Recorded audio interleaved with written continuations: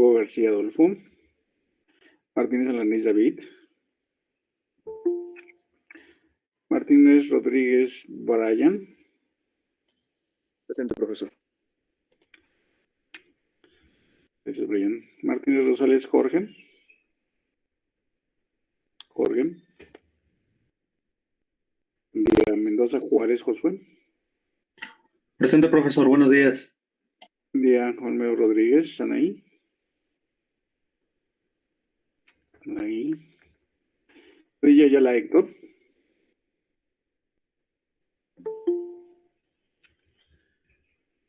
Rodríguez Gallegos Sergio.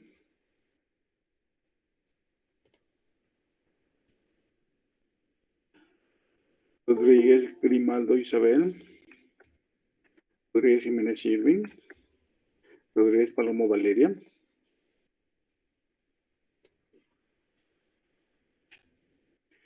Romero Fuentes Olga.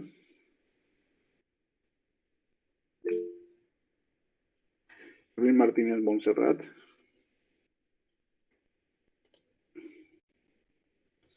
Valeria Palomo, ok. ¿Qué estás? Montserrat Tervín. Presti Vanegas Valeria. Presente, profe. Bien. Vargas Arroyo Valeria.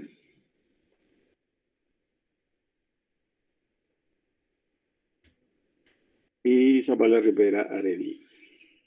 Presente, profe. Buenos días. Bien, bien. Profe, yo entré un poco tarde, ¿me podría poner asistencia? Ok, a ver, todos los que entraron tarde. Apellido, por favor. Ávila López, profe. Dante, bien. ¿Quién más? León Alonso. Donovan. ¿Quién más? Efraín. ¿No? Ok, bueno, entonces vamos a pasar a la clase.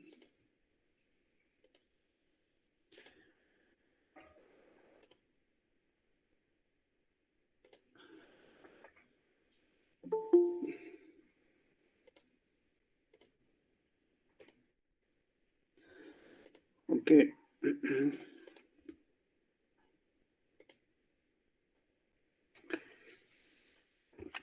Ok, ya revisé las tareas. Sí hubo mejoras, no en todos, les faltan todavía algunos detalles, pero ya está mucho mejor, ya se ve mejor. Y por cierto, lo mismo es siempre, si tienen números, ¿qué es lo que les falta a los números que tienen, que representan parámetros? Unidades. Entonces seguimos con el problema de las unidades, tienen que ponerle unidades. La velocidad máxima es, en este caso fue micromoles o micromolar por minuto. Y la concentración de sustrato me parece que milimolar, no sé, pero esas son las unidades que tienen que estar usando. No nada más aquí, en todo tiene que usar unidades, porque eso es lo que nos indica, ¿no? El significado de ese número, y le da un significado, ¿verdad? Es un parámetro. Entonces ustedes ya pueden pensar, pueden manejar ese número, utilizarlo de varias maneras, pero sin unidades no es nada, no es nada. Es solo un número. Es solo matemáticas, no es nada más que eso. Bien. Entonces vamos a... Ya entendemos bastante bien lo que es la KM. Tenemos muy bien lo que es la Bmax. También sabemos qué es la KCAT, la constante catalítica de primer orden. Es el paso, realmente es el paso limitante de las reacciones y es donde se alcanza el estado de transición. ¿Recuerdan este símbolo de doble cruz? Es el estado de transición. Entonces ahí es donde tenemos a KCAT. Entonces, ¿podemos calcular KCAT? La respuesta es que sí podemos calcular KCAT si conocemos la concentración de la enzima que tenemos presente en el ensayo. Entonces, KCAT se puede calcular sin muchos problemas porque está en el componente de Bmax. Bmax es igual a K2 o Kcat por enzima total. Entonces el valor de, esa es la equivalencia, la igualdad que tenemos con Bmax. Entonces podemos calcular Kcat sin ningún problema. Y Kcat, recuerden que es el número de recambio, turnover number. El número de recambio, recuerden que es el número de veces que pasa una enzima por un punto dado en su ciclo catalítico. Entonces, como un motorcito. Entonces, el número de veces que pasa por un mismo punto, ese es el número de recambio y ese sería Kcat. Y tenemos otro parámetro que es Kcat-Km. Si ustedes dividen la constante catalítica de primer orden, Kcat, por Km, les va a dar lo que conocemos como la constante de especificidad, o también conocida como la eficiencia de la enzima. Este valor de la división de Kcat-Km nos dice qué tan eficiente es la enzima. Entonces, la eficiencia catalítica de la enzima. Entonces, si sabemos que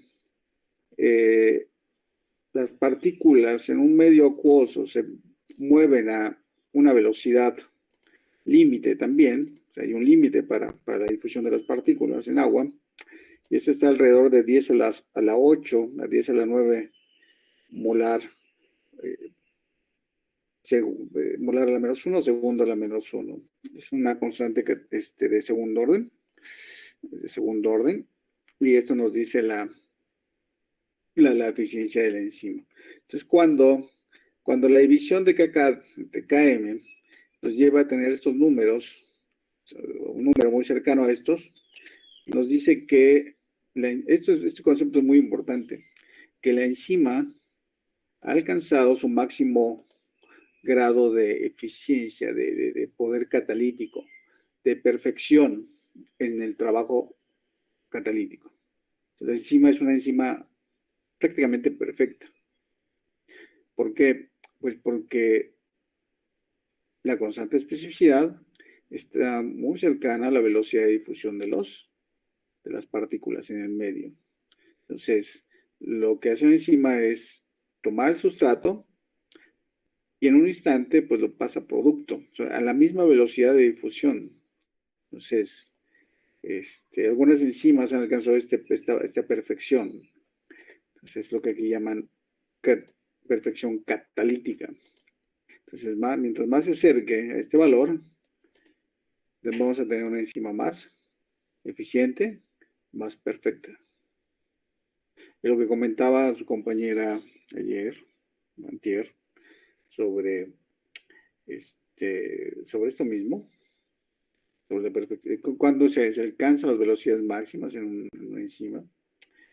Y había puesto yo varios ejemplos en el caso de los atletas olímpicos.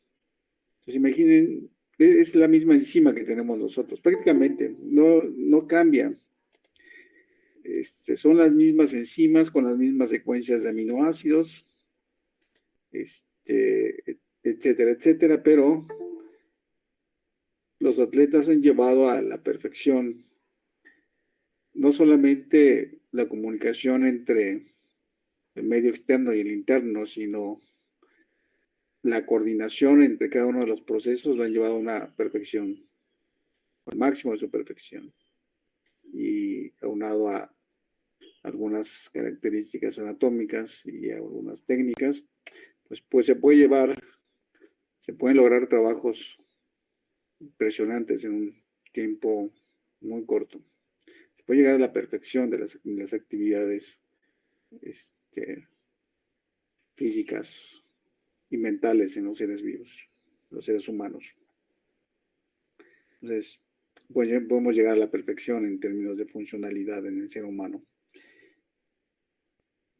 Y bueno, pues todo depende de estos factores que hemos descrito. Bien. ¿Preguntas hasta aquí?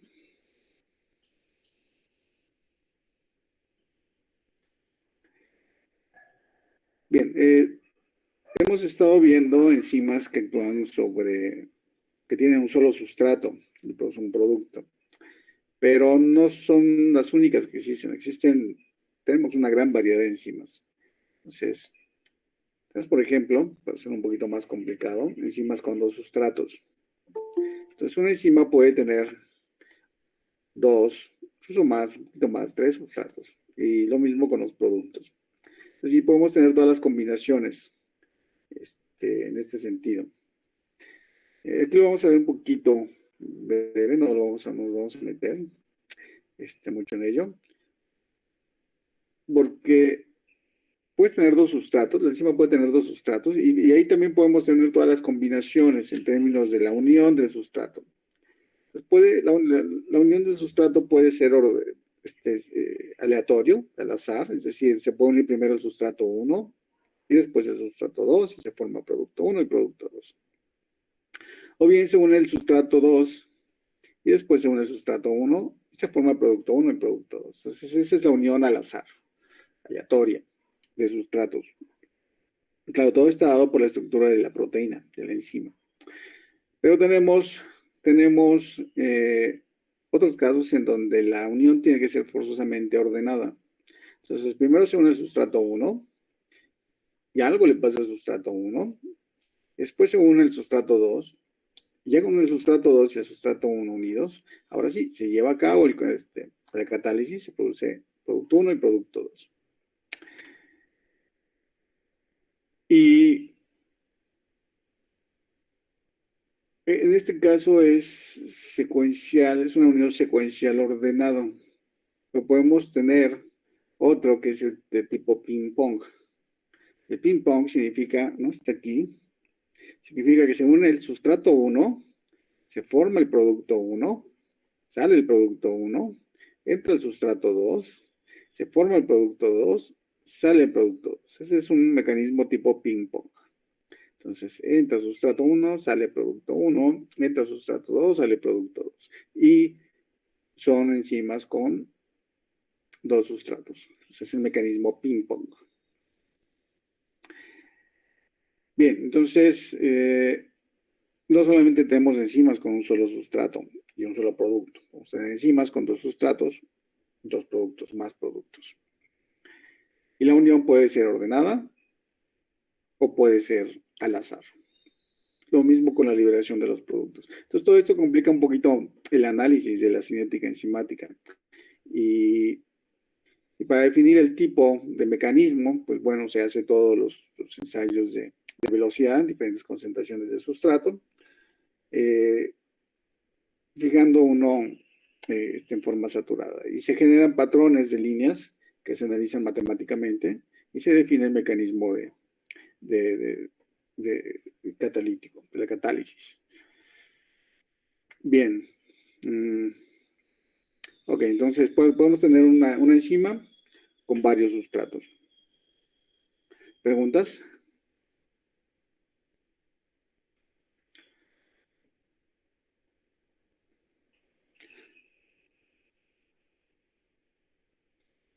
¿No? Bien, entonces vamos a proceder con la inhibición enzimática. Por cierto, se me olvidaba. El martes sería el examen, porque ya nos quedan como tres semanas, 4, para terminar el curso. El curso se acaba por ahí del 12 de junio. Entonces ya nos queda muy poco tiempo y hemos estado avanzando de una manera relativamente lenta. Entonces, bueno, la ventaja es que los temas que faltan son mucho más manejables que estos que hemos estado viendo. Y no involucran ecuaciones matemáticas, nada por el estilo. Entonces, más de lectura. Entonces, parece mucho más fácil que entendamos esos temas. Bien, entonces vamos a entrar a la inhibición enzimática. Entonces, ¿qué son los inhibidores? Los inhibidores son, como lo indica aquí, son moléculas que intervienen con la catálisis. Entonces, lo que hacen es alentar la enzima, la hacen más lenta, o bien paran la reacción enzimática. Entonces, O lo hace más lenta o lo para, cualquiera de los dos. Y ese es un fenómeno de inhibición. Y como habíamos comentado, los inhibidores son los agentes farmacéuticos que normalmente encontramos en los medicamentos. Son los fármacos, son moléculas con actividad biológica. Entonces, lo que compramos en las farmacias típicamente son inhibidores. Inhibidores que en algún momento se estudiaron de esta manera, o inhibidores que se crearon. Y bueno, finalmente le encontraron una actividad biológica y se desarrolló el medicamento. Entonces tenemos el ejemplo clásico que es la aspirina, como un inhibidor. Bueno, este inhibe una enzima. Una enzima que está involucrada en el primer paso de la síntesis de prostaglandinas en la vía del dolor. Y por eso, pues bueno, tiene ese efecto, inhibiendo el dolor. Y cada vez que nos duele la cabeza o tenemos por ahí algún problema con el dolor, pues bueno, tomamos una aspirina. Eso nos resuelve un poquito el problema. No resuelve el problema del dolor, desde luego, no el problema de la causa del dolor. Porque eso es otra cosa, ¿no? Ok. Entonces, la cinética enzimática también estudia estos inhibidores. Y nos brinda información muy valiosa para desarrollar, para mejorar ese inhibidor, desarrollar nuevos inhibidores. Y también estudiar los mecanismos, el mecanismo de la inhibición y también el mecanismo catalítico de la enzima. Y tenemos de dos tipos, inhibidores reversibles e inhibidores irreversibles. Entonces, los reversibles son aquellos que establecen un equilibrio, vamos a tener una constante de equilibrio. Y los inhibidores irreversibles son aquellos que se unen generalmente covalentemente y ya no se separan de la enzima, la inactivan completamente. O bien de estos inhibidores que tienen una afinidad exageradamente alta, que prácticamente permanecen unidos a la enzima, son los inhibidores fuertemente unidos. Y la forma como se analizan esos inhibidores es diferente a cómo se analizan las enzimas, los inhibidores reversibles. Y los que más se estudian, pues, son los inhibidores reversibles. Bien. Entonces, el primer tipo de inhibición es la inhibición competitiva. Entonces, bueno, voy a dejar esta presentación y vamos a pasar a una presentación de Word.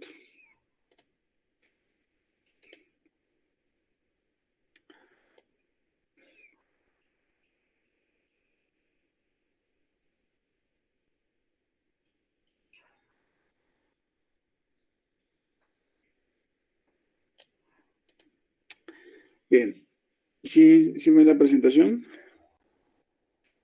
¿Ve bien? Sí, profe, sí está bien. Ok, gracias.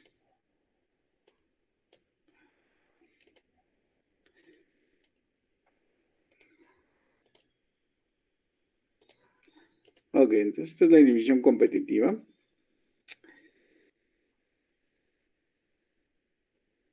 ¿Qué es un inhibidor competitivo? Un inhibidor competitivo es aquel que se une en el sitio activo de las enzimas. Entonces, por lo tanto, el inhibidor competitivo, estructuralmente, químicamente, tiene que ser muy parecido al sustrato real de la enzima. Y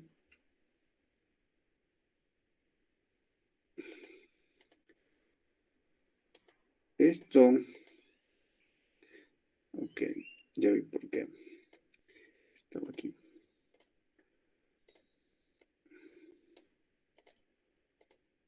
Ok, se une el inhibidor se une al sitio donde se une el sustrato, compite por el sitio de unión y forma un equilibrio con la enzima.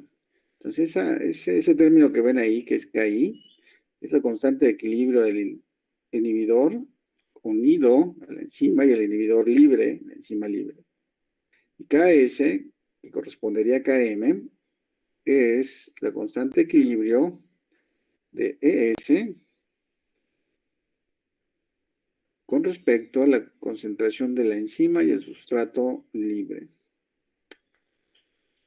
Ok, eso es lo que tenemos. Es una constante de equilibrio. También se conoce como constante de inhibición. Y tenemos KCAT, que es la constante catalítica de primer orden. Y bueno, aquí tenemos una imagen de cómo actúa un inhibidor competitivo. Tenemos a la enzima, tenemos el sitio activo y tenemos al sustrato de color rojo y el inhibidor Profesor, de color azul. ¿Sí? disculpe, pero dice un compañero que si le puede dar acceso, no sé si esté por ahí. Ok, sí, ya apareció. Gracias. Listo. Sí, no ves a ti. Bien, pues bueno, entonces el inhibidor competitivo se une al sitio donde se une el sustrato y por lo tanto estorba, impide que el sustrato se una a su sitio. Entonces, bueno, tenemos un componente más en la ecuación, que sería la constante de equilibrio y la concentración de varios componentes. La constante de equilibrio del inhibidor, la concentración del inhibidor y la concentración del complejo enzima inhibidor. Entonces, son tres parámetros que vamos a tener que incluir en la ecuación. Entonces, este es el proceso matemático de la derivación de la ecuación de Michaelis-Menten para un inhibidor competitivo. Entonces, noten, tenemos las constantes de equilibrio del sustrato, las constantes de equilibrio para el inhibidor y las diferentes formas en las cuales tenemos a la enzima. Entonces, no lo vamos a hacer paso a paso, porque esto es para una clase más detallada. Pero en términos generales, ustedes pueden sacar aquí una foto y pueden hacerlo en casa si quieren. Les va a llevar un poco de tiempo. Algunos no, porque es muy sencillo en realidad. Se ve complicado, pero en realidad es mucha talacha, solo talacha. Una vez que ya que entiendan la lógica de la derivación de la ecuación de Michaelis-Menten, van a poder derivar cualquier ecuación sin ningún problema. Entonces, bueno, al final lo que tenemos es una ecuación que es una ecuación similar a la ecuación de Michaelis-Menten, pero es para la inhibición no competitiva. Entonces, esta es la ecuación, la que está marcada en amarillo. Después de hacer varios pasos, llevar a cabo varios pasos matemáticos, llegamos a esta ecuación. Entonces, noten, tenemos a la velocidad, que la velocidad es igual a Vmax por la concentración de sustrato dividido entre Ks por 1 más I entre Ki más S. Entonces, esta es la ecuación de velocidad para la inhibición competitiva. Y bueno, la pregunta es cómo sería el patrón de líneas que obtendrían para un inhibidor competitivo. En el gráfico de Michaelis-Menten, aquí tenemos un gráfico de Michaelis-Menten, donde vemos la línea verde sería la enzima sin inhibidor. Y la línea roja sería la enzima con inhibidor. Entonces, ese es el patrón que observaríamos en el gráfico de Michaelis-Menten. Lo que podemos ver de entrada es que la velocidad máxima sí se alcanza. En algún momento se alcanza. Pero requieres una mayor cantidad de sustrato para lograrlo.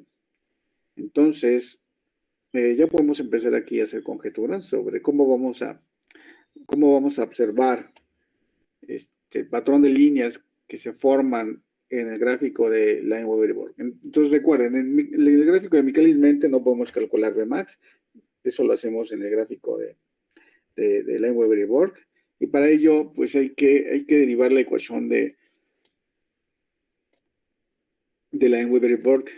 Este es el patrón de líneas, no sirve para nada, al menos para la gente que es experta en esto ya podrían ver aquí fácilmente que es un inhibidor competitivo. Pero para la gran mayoría no es tan evidente. Entonces, hay que hacerlo evidente. O sea, hay que fijar alguna característica o características que definan en un gráfico a la inhibición competitiva. Entonces, eso se logra por medio de la ecuación del Lineweaver-Burke. Entonces, el paso para llegar, o los pasos para llegar a la ecuación de Lineweaver-Burke son muy sencillos, son 2 pasos en realidad. Entonces, pasas de esta ecuación de Michaelis-Menten a la ecuación de Lineweaver-Burke para la inhibición competitiva. Y entonces, observemos que en la ecuación de Lineweaver-Burke tenemos seguimos teniendo la ecuación de la recta. Entonces, y es igual a b por x más a. Por ahí, como en alguna calculadora vimos, que podría ser y igual a más b por x. No importa eso, pero pueden hacerlo más amigable para manejarlo, acomodando los términos, los parámetros de esta manera. Entonces, B es la pendiente. Sería la pendiente. Esto es B. Entonces, esto es lo que representa B, KS por 1 más I entre KI dividido entre B max. Y A, la ordenada origen, sigue siendo 1 sobre B max. Eso es lo que representa. Puedo sustraer B de la ecuación de Lineweaver-Burke sin ningún problema.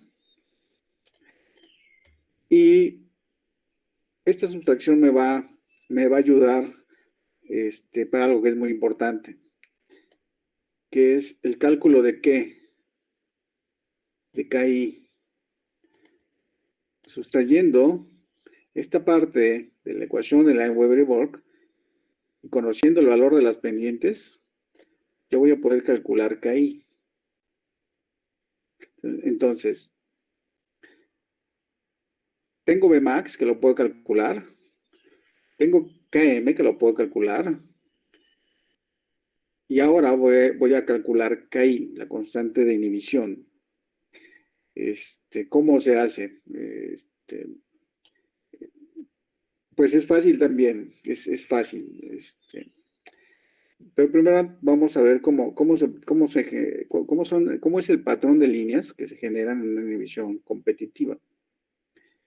Pues tenemos el gráfico de Lineweaver-Burke aquí abajo. Bueno, primero déjenme preguntarles algo. ¿Me están siguiendo? Más o menos, profe. La verdad no sé.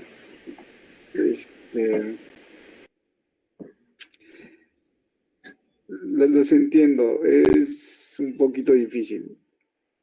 Es que acabamos de tener examen también, entonces estamos como cansados. Sí, no se preocupen. Yo los entiendo muy bien, porque yo ya pasé por esto y sé que cuando lo ves por primera vez no es fácil. Yo lo sé. Entonces, de cierta forma me estoy disculpando, pero así es el tema. Y también, en cierta forma, los estoy disculpando, pero así es el tema. Entonces, vamos a tratar de ser comprensible con eso. Yo voy a tratar de darlo lo más claro posible. Ya sé que se van a perder algunas cosas, pero espero que lo que pesquen, lo pesquen bien. No espero que pesquen todo, pero sí traten de hacerlo. Y si hay alguna duda, por muy pequeña que sea, pregunten. Igual y esto no lo ven de nuevo en su vida, igual y sí, igual y esto se vuelve parte de su vida, no lo sé. Pero lo que sí les puedo decir es que si en algún momento ustedes logran dominar, ojo, y eso no necesariamente es para cinética enzimática, es para muchas otras cosas. Ojo. Si ustedes logran dominar un cierto número de temas o técnicas en un área, y para dominarlos verdaderamente bien, o sea, que se vuelvan expertos. Y poca gente en la comunidad académica o de trabajo es capaz de hacerlo, ustedes se van a volver pues a los primeros a los que van a llamar, o sea, serían los especialistas. Y esa es la clave en la supervivencia académica y profesional. No sé si les han hablado de esto, algún profesor, algún orientador vocacional. ¿No les han hablado de esto? Sí.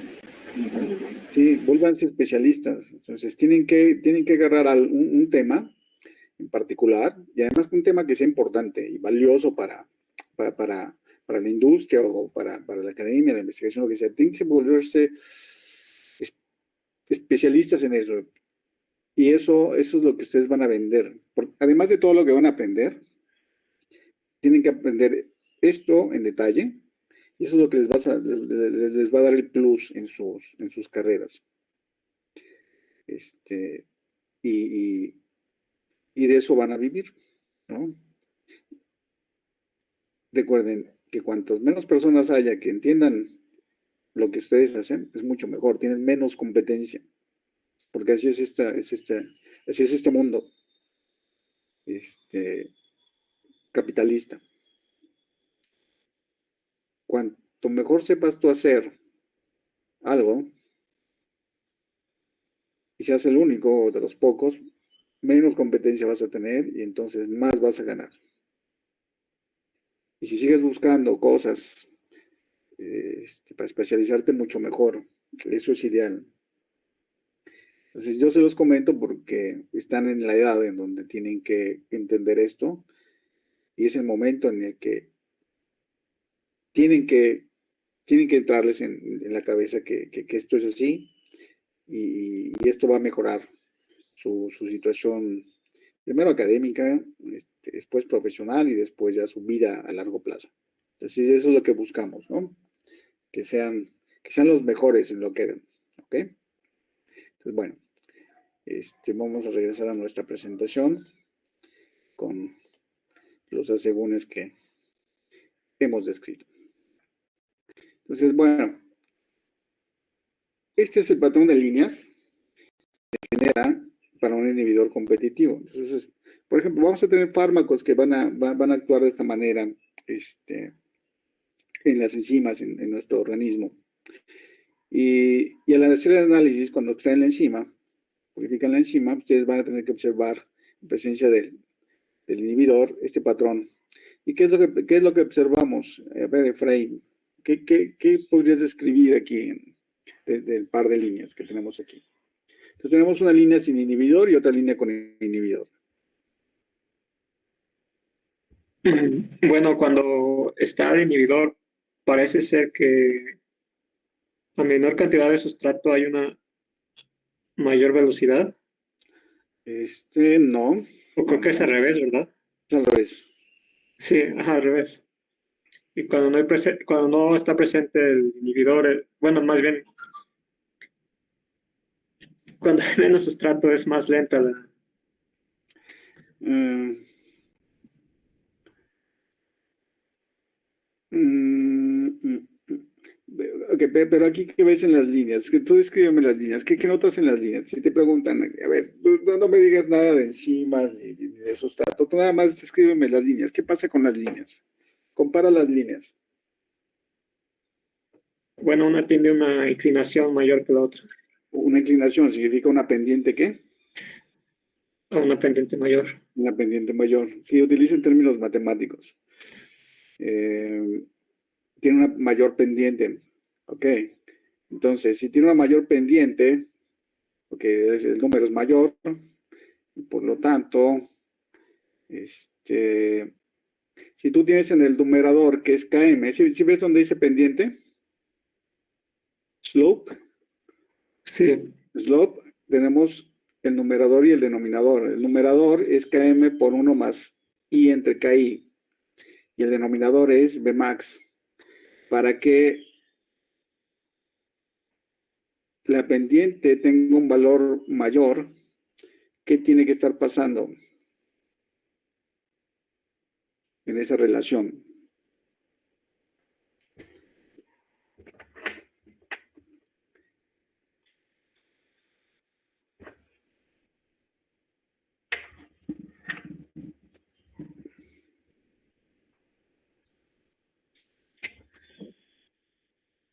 pues que contenga el inhibidor, ¿no? Bueno, sí, ya lo contiene. Pero ¿qué pasa con el numerador en términos matemáticos?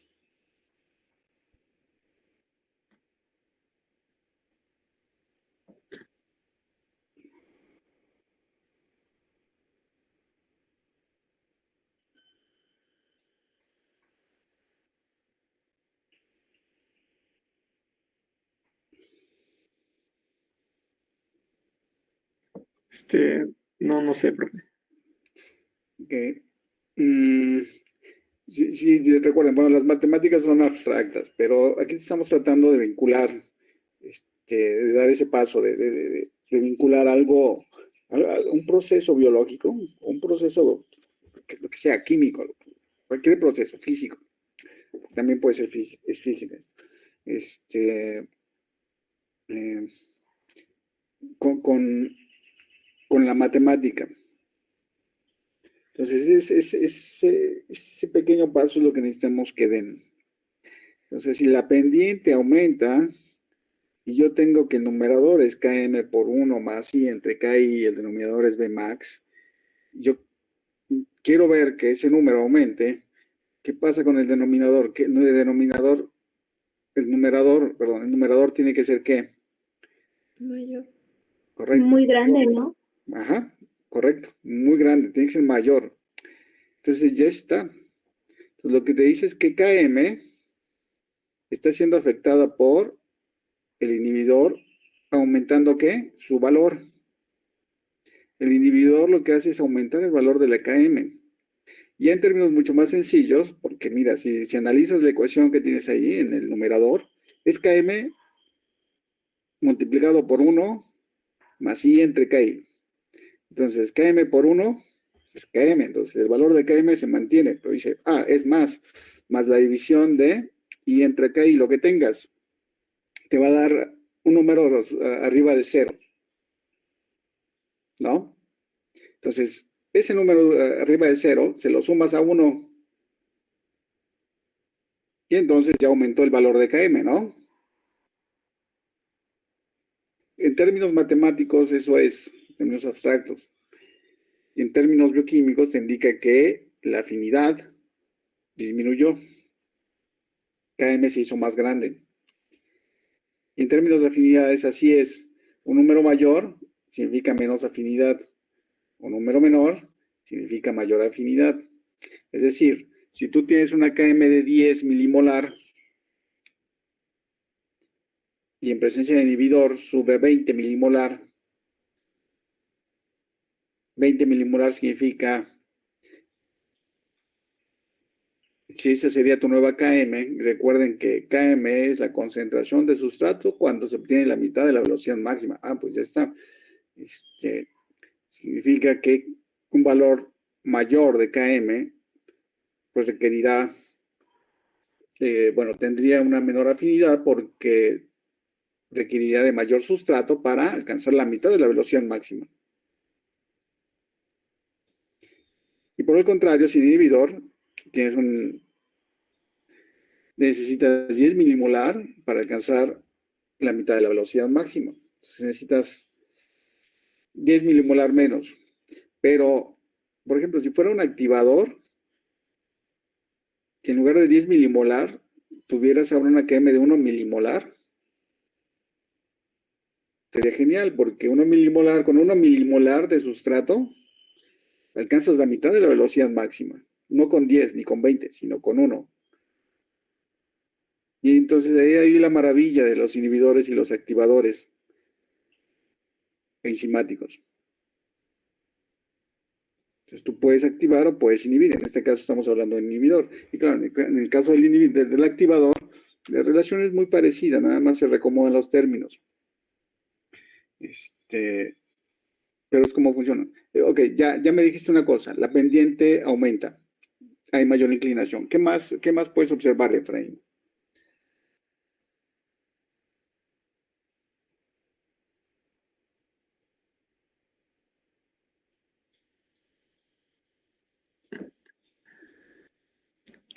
¿Sobre qué, profesor? Sobre las dos líneas, sobre la línea roja. ¿Qué más me puedes decir?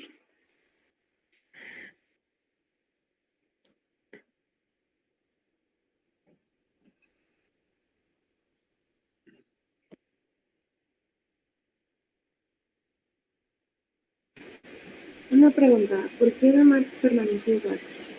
O sea, va a tener la misma recta. Perdón, sí, ¿cuál es tu nombre? Valeria. Ahora, Valeria. Bien, a ver, Valeria. Vamos a dejar a Efraín tranquilo. A ver, Valeria, dime qué ves en la línea roja. Descríbeme la línea roja. Bueno, más o menos veo y bueno, lo que había dicho, ¿no? Que ambas siguen teniendo la misma Vmax, lo que habíamos dicho en las Ok, pendientes, tiene la misma Vmax, pero ¿cómo puedes describir eso en el gráfico? porque el momento en que chocan con el eje D, Correcto. Porque cruzan en el mismo punto en las ordenadas, ¿no? En la ordenada al origen, del eje Y. Entonces es un indicador de que Vmax es igual, no cambia. Y en el caso de la intersección en el eje X o en las abscisas, o en la abscisa al origen, tenemos que el parámetro Km ahora se sigue multiplicando 1 más I entre KI, pero ahora está en el denominador. O sea, se vuelve más pequeño el valor, ¿no? Pero como está el inverso, es mayor. Sí, ya sé, es difícil de entender, porque te vas de un lado a otro. Ahora, la pregunta que acabas de hacer es crucial, Valeria. ¿Por qué? Porque tu pregunta es, ¿por qué se tiene la misma Vmax en un inhibidor, con un inhibidor competitivo? La respuesta es muy sencilla. O sea, recuerda que tú aumentas la concentración de substrato, vas aumentando la concentración de sustrato, mantienes la concentración del inhibidor constante y tú sigues aumentando la concentración de sustrato, sigues aumentando la concentración de sustrato. Entonces, ¿qué va a pasar? Va a llegar el momento en el que la concentración de substrato va a ser tan grande que con respecto a la concentración del inhibidor, que el inhibidor prácticamente ya no va a tener poder inhibitorio porque no se va a unir. O sea, en términos poblacionales, vas a tener mucho más sustrato y este se va a unir mucho más fácilmente por términos de población y va a desplazar al inhibidor. ¿Sí me explico? creo que sí. ¿Sí o no? Entiendo que, bueno, mientras vamos a seguir aumentando esas cantidades de sustrato, luego ya no va a haber una capacidad del inhibidor para Ya no se va a unir. inhibir. Ajá. Tienes mucho sustrato. Tienes mucho sustrato y entonces ya no se une el inhibidor porque es desplazado por... Es un fenómeno de competencia. Compiten. Por eso se llama competitiva, inhibición competitiva. Porque ambos están compitiendo por el mismo ¿qué? Por el mismo sitio. Claro, si tienes 1 a 1, en términos de concentración, pues vas a tener una competencia bastante fuerte. Y ahí lo que va a importar es la afinidad de cada uno de ellos, el sustrato del inhibidor. Pero cuando tienes una concentración de sustrato infinita, por ejemplo, 1 a 100 o 1 a 1000, pues la relación es enorme. Y por lo tanto, el inhibidor, ya, por más que tenga una afinidad alta, si tú aumentas al infinito la concentración de sustrato, el inhibidor no va a tener, no va a tener acción sobre la enzima. Entonces ya no va a poder competir. Están compitiendo por el sitio de unión. Por eso se llama inhibición competitiva. Y así es como se observan en los gráficos. Finalmente tú aumentas la concentración de sustrato y aunque tengas presente el inhibidor, ya no va a tener efecto el inhibidor. Entonces el efecto de un inhibidor competitivo generalmente se observa bajas ¿qué? Concentraciones de ¿qué? De sustratos. No altas concentraciones de sustrato. Y esa es la razón del por qué se alcanza la velocidad máxima. Eso es lo que observamos aquí en este gráfico de Lineweaver-Burk. ¿Sí quedó claro, Valeria? ¿Y los demás? ¿Sí? Sí, por eso también es importante checar la pendiente, ¿no? Porque si tendríamos casi la misma sería imposible Sí, que y realizara esa inhibición. ahorita vamos a ver otros casos en donde la pendiente no se mueve. Y eso nos dice qué tipo de inhibición, el mecanismo de inhibición es diferente, se puede analizar. Entonces, ok, Con la inhibición competitiva, las líneas intersectan en la ordenada, al origen, y la velocidad máxima no varía, y la Km, o la afinidad, que después podemos hablar eso de afinidad en Km, no es estrictamente afinidad, pero bueno, la afinidad disminuye porque aumenta el número, su valor. Ahora, ¿cómo calculamos KI, la constante de inhibición? Lo podemos calcular de dos maneras. Uno, por medio de los interceptos en la abscisa, que es 0x, es igual a menos 1 entre KS por 1 más I entre KI, o bien utilizando las pendientes, los valores de las pendientes, porque es lo que cambia cuando tú le pones inhibidor. Entonces, lo que haces es tomar cualquiera de estos dos, y ese es un recomodo en las ecuaciones, y generas una nueva ecuación de la recta. Entonces, en donde X es la concentración del inhibidor y Y es el valor de la pendiente. El valor de la pendiente. O bien, las abscisas, ¿no? Pero en este caso tenemos a los pendientes, y tenemos esta ecuación que es una ecuación derivado de las pendientes. Entonces, la pendiente es igual a Ks sobre Vmax por Ki multiplicado por I del inhibidor, la concentración del inhibidor, más Ks entre Vmax. Si tú graficas el valor de las pendientes, de lo que decía Efraín, los pendientes cambian, aumentan, la inclinación cambia en términos coloquiales. ¿Ok? Si graficas esa pendiente contra la concentración del inhibidor en forma directa, como aquí lo tenemos, se genera una serie de puntos que te dan una línea recta. Y esa línea recta, la intersección de esa línea recta en la abscisa al origen, es KI directamente. Entonces, esta es la manera como se calcula KI, o la constante de inhibición de un fármaco para una enzima. Entonces, para aquellos que les interesan los fármacos, que quieren curar cáncer, no sé, qué sé yo, esta es la manera que se tiene que trabajar. Ahora, es la manera clásica. También recuerden, es la forma clásica como se trabajaba. Entonces, la forma moderna es la que yo les estaba comentando ayer por regresiones no lineales. Entonces, bueno, si quieren aprender esto, tienen que aprender la forma clásica de análisis, y después, pues bueno, ya en algún curso más avanzado, ahora sí, se van a aprender las regresiones no lineales y la edición de las ecuaciones, porque no es algo fácil.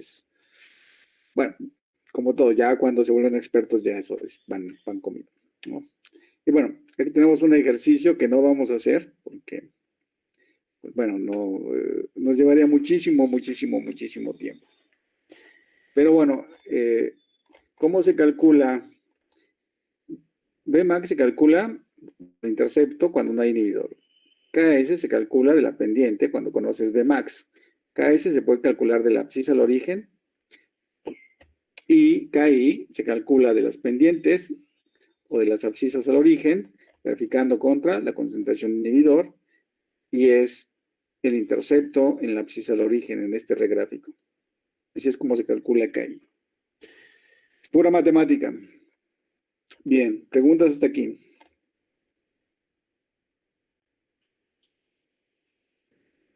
Profesor, no sé si nos podría mandar la presentación, digo, porque como si es un tema un poquito pesado para poderle dar una checada con más calma. Mira,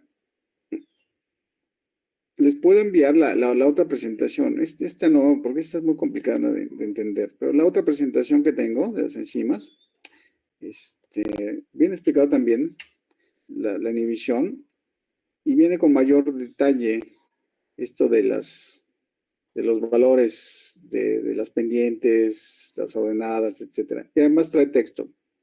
Entonces, esto que tengo aquí, que lo estoy mostrando en Word, es la parte matemática, ¿ok? O sea, paso a pasito. Pero eso no creo que le vayan a entender bien. Pero la presentación en PowerPoint trae lo que les estoy comentando y trae más cosas. Entonces, eso se los puedo enviar sin problema. Porque viene explicado además. El problema es que aquí, ok. Sí, mejor esa. Mejor les envío esa, la de PowerPoint, que está mucho mejor. Ok, Ok, la inhibición no competitiva. Ok, entonces tenemos generalmente, se enseñan a nivel de licenciatura 3 tipos de inhibición, que es la competitiva, no competitiva y acompetitiva, pero hay muchas inhibiciones más. Inhibición tipo mixta, por ejemplo, inhibición por el mismo sustrato puede inhibir la catálisis cuando está en exceso, y otras más que no vamos a describir aquí. Pero bueno, son tres las principales, las que vamos a encontrar en los libros de licenciatura. Entonces, bueno, la inhibición no competitiva. En la inhibición no competitiva tenemos este diagrama en donde lo que observamos es que el inhibidor puede unirse tanto a la enzima libre, o sea, la enzima libre, como al complejo enzima-sustrato, que es ES.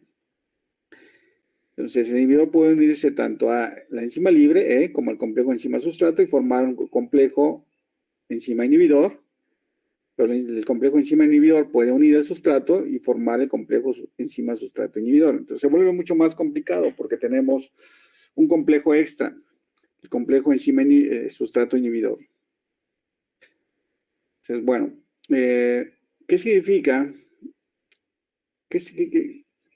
¿Cómo se puede explicar la unión del inhibidor a una enzima?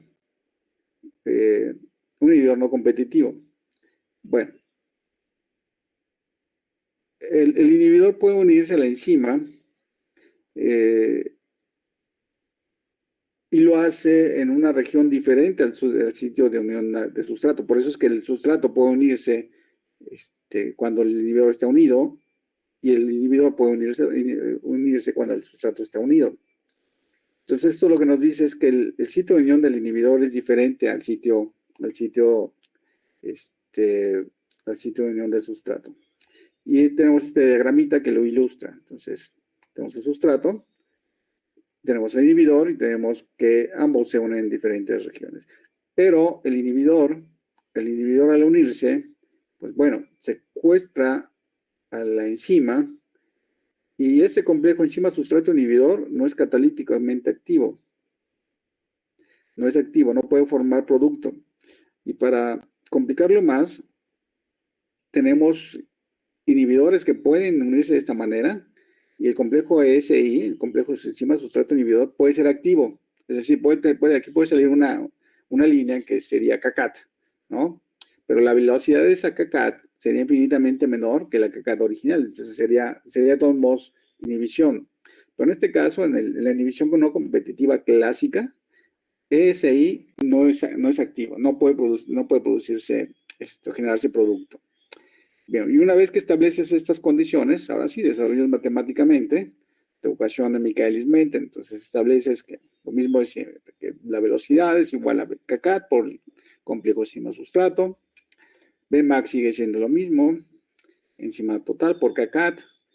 Pones las diferentes formas en las que encuentras a la enzima libre, enzima-sustrato, enzima-inhibidor, enzima-sustrato-inhibidor, y estableces todos los equilibrios. Recuerden lo de los equilibrios son la neta del planeta. Bueno, aquí estableces todos los equilibrios de cada uno de los complejos, enzimas, sustrato, enzima inhibidor, enzima, sustrato, inhibidor. Y defines estas constantes, Ks y Ki, constantes de equilibrio. Y empiezas ahora sí con la derivación de la ecuación de Michaelis-Menten, considerando todas estas relaciones. Entonces nada más los mezclas, haces algunos pasos, como los magos, pases mágicos, mueves aquí, mueves allá, factorizas, y después haces sustituciones y llegas a la ecuación de Michaelis-Menten para la inhibición no competitiva. Llegas a esta ecuación, donde la velocidad es igual a Vmax dividido entre 1 más I entre Ki por sustrato, todo esto dividido entre Ks más S. ¡Kabum! La misma ecuación ya está diciendo qué es lo que está pasando.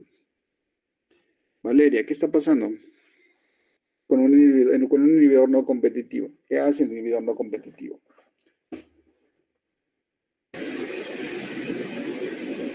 Pues es que pues no veo en ningún momento que la comparación fuera del inicio, pero son diferentes las velocidades que van a tener. O sea, no van a necesitar. ¿Qué es el inhibidor en la ecuación? ¿Qué está afectando el inhibidor en la ecuación? ¿A quién está afectando?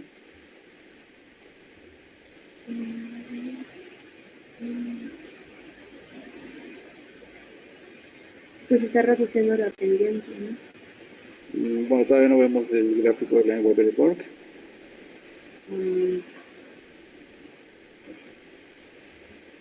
¿Está afectando qué? La velocidad máxima. La velocidad máxima, correcto. Está afectando la velocidad máxima. Entonces, cuando tenemos presente el inhibidor, se afecta la velocidad máxima. Y esto es lo que se describe en el gráfico que está abajo. Y la KS no se ve afectada. La KS no se afecta. Esto significa que ¿qué? Que la afinidad no cambia. El inhibidor no competitivo no afecta la manera como se une el sustrato. No cambia esa afinidad. Se sigue uniendo igual, esté el inhibidor o no presente. Una vez que está presente el inhibidor y se une a la enzima, secuestra la enzima e impide que se lleve a cabo la catálisis por la formación del complejo enzima sustrato inhibidor. Y por lo tanto, la Bmax en esas condiciones, en presencia de inhibidor, nunca se va a alcanzar. Y entonces tienes este desplazamiento de la hipérbola hacia abajo. Entonces la Bmax nunca se va a alcanzar. Esto es lo que puedo decir yo analizando la ecuación, la pura ecuación, viendo la pura ecuación. Ok, pero eso, como les comentaba, es nada más para o sea, lo pueden hacer los expertos, ¿no? Te pueden decir, con un poquito de análisis, qué tipo de inhibición es. Y aún así hay tipos de inhibiciones que es difícil definirlos y hay que hacer otro tipo de análisis. Pero bueno, estos son los clásicos. Entonces, lo que tienes que hacer es derivar la ecuación de Line, Weber y Borg para tu inhibidor no competitivo. Entonces, haces ese procedimiento y generas la ecuación de Line, Weber y Borg para el inhibidor no competitivo. Y esta es la relación que tenemos para la pendiente y para la ordenada al origen. Entonces, lo que te dice el gráfico de la ecuación de Line, Weber y Borg, primero es que la pendiente cambia. 1. 2. La ordenada al origen cambia en presencia de inhibidor. Y por trigonometría, encontramos que la abscisa al origen no cambia, es la misma. Porque tienes la pendiente, tienes el componente de la pendiente, km por 1 más i entre ki dividido entre Bmax, y tienes a la ordenada al origen, que es 1 más i sobre ki dividido entre Bmax. Y por lo tanto, la abscisa al origen es menos 1 sobre km, o ks. Entonces, la afinidad no cambia. Entonces, lo que yo deduje anteriormente directamente en la ecuación, lo estoy viendo ya en el gráfico cartesiano, en donde lo que veo es que las dos líneas generadas en presencia de inhibidor y en ausencia de inhibidor tienen diferente pendiente, o sea, lo que decía Efraín, cambia su inclinación, cambia la ordenada al origen, el intercepto en la ordenada al origen, pero no cambia el intercepto en la abscisa al origen. Entonces, este patrón de líneas te describe un inhibidor tipo no competitivo. ¿Ok? Y entonces ya podemos encontrar diferencias en los gráficos que nos permiten definir el tipo de inhibidor. En el caso del inhibidor competitivo, las líneas cruzaban en la ordenada al origen.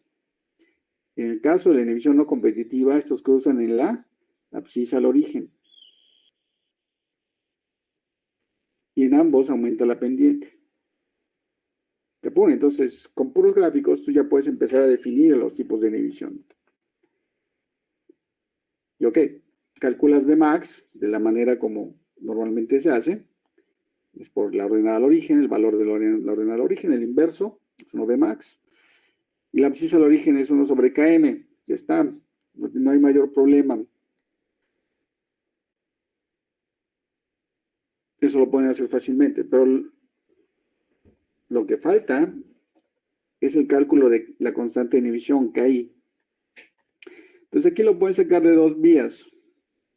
Por las pendientes, o bien por las ordenadas. Y en este caso escogimos las pendientes. Pues se puede sacar de cualquiera de los dos. Entonces yo puedo hacer este procedimiento de reacomodo de términos en esta ecuación y genero una nueva ecuación de la recta, considerando pendientes. Y en la ecuación de la recta vamos a tener a la concentración de inhibidor como X, a ser la variable independiente. Concentración de inhibidor. Y de nuevo, como en la inhibición competitiva, si tú graficas las pendientes contra la concentración de inhibidor, generas una serie de puntos, de una línea recta, o algo parecido, hace una regresión lineal, y la abscisa al origen cae directamente. Entonces calculas la constante de inhibición graficando el valor de las pendientes contra la concentración del inhibidor en forma directa. Bien. ¿Pesado? Es un poco difícil, o sea, Bien. pero imaginándolo ya sacándole mucho peso con los temas. ¿Y qué es lo que tienen que hacer ustedes? Encontrar patrones, encontrar cosas que se diferencien entre los dos tipos de inhibición. El procedimiento es el mismo. De hecho, ustedes pueden ir sacándole fotos a esto y verán que es una cosa muy, muy sencilla, extremadamente sencilla. Y así es con la mayoría de los libros de físico-química, química, etc. Son relativamente sencillos. Nada más tienen que encontrar la lógica de cómo funciona. Pero es muy, muy sencillo. Dentro de lo que cabe, vaya. Profesor, Sí. bueno, en estos casos vimos que la intersección coincidía en un caso con, pues como dijo, con la ordenada al origen y en el otro con la ordenada, digo, con la abscisa. en el Aquí X. con la abscisa. Ajá. ¿Existe casos en los que no pegue en ningún eje? Sí, esa sería la inhibición mixta y la inhibición a competitiva. Ahorita vamos a ver la competitiva y la mixta no la vamos a ver. Pero existe la inhibición mixta. Y en ese caso los interceptos caen en el segundo cuadrante en cualquier punto. Se cruzan en alguno de estos puntos, todas las líneas. Es una inhibición un poquito más compleja y los mecanismos para estudiarlo son muy interesantes. Te puedes dedicar, hay gente que dedica toda su vida a esto, a una sola enzima, a un solo tipo de inhibición. Y están fascinados estudiando eso, porque son cosas bastante interesantes y que en algún momento pueden tener alguna aplicación. Sí. Como en nuestro caso que les comentaba, nosotros estudiamos la inhibición por viscosidad. Entonces es otro tipo, cuando yo hice mi doctorado y encontré esa inhibición por viscosidad, no había manera de explicar esa inhibición por ninguna de estas formas. Es más, no había libros que describieran ese tipo de inhibición. No había nada, había cero, no había nada. Y además, por lo que se sabía de la fisicoquímica del compuesto que utilizaba, del carbohidrato, sabíamos que de entrada no tocaban la enzima. O sea, ya había muchos físicos que habían hecho experimentos y sabíamos que el carbohidrato que utilizábamos, la tealosa, no toca la enzima, no la toca. Y entonces la pregunta es, ¿cómo la inhibe si no la toca? ¿No? Si no se une. Entonces, esa parte fue muy interesante, muy bonita, porque